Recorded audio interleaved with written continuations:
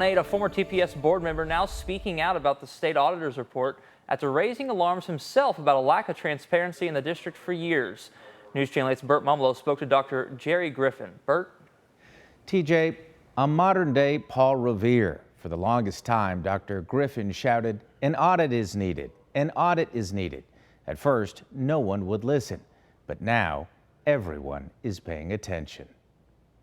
I still haven't seen anybody step forward and say, we messed up. Former TPS board member Dr. Jerry Griffin was the first to call for an audit, and that was roughly 5 years ago. And I was made fun of for it. I was humiliated, called names. 5 years later, he won't say, "I told you so," but he will tell you that part of what motivated him was a lack of access to information. I was on the finance committee.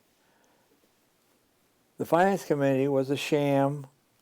Nice PowerPoints, nice data, no real data. Did you ever get any of the information you requested? Never, never, ever, ever, ever. And how can that be? I mean, you were a board member.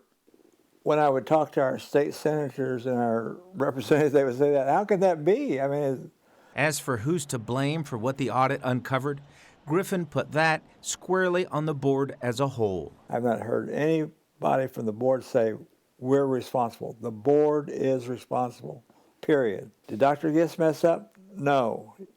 It was the board that messed up because the board allowed her to do whatever she wanted to do. 3 years ago, when we asked Dr. Gist about the audit that was about to get underway, she said, I am been very clear that I welcome any review of our practices and processes. I have a new administrative team. Last week, the current superintendent, Dr. Johnson, made an effort to emphasize that practices and processes have changed. Much more information about exactly what we're purchasing, what is going to be the return on investment, exactly what will the dollars actually pay for. So our team has shored up those practices. I know Dr. Johnson can do it, but she's got to step out from the pack. She's got to denounce the past in no uncertain terms. As for accountability, Griffin says he wouldn't be surprised if a lawsuit was on the horizon. They just cheated the taxpayer, you, Bert, everybody, out of lots of money.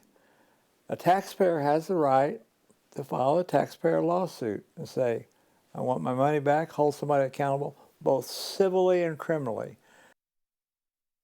Now in the hands of the Attorney General, to which Dr. Griffin commented, I hope he's doing his job. Burt Mumlo, News Channel 8.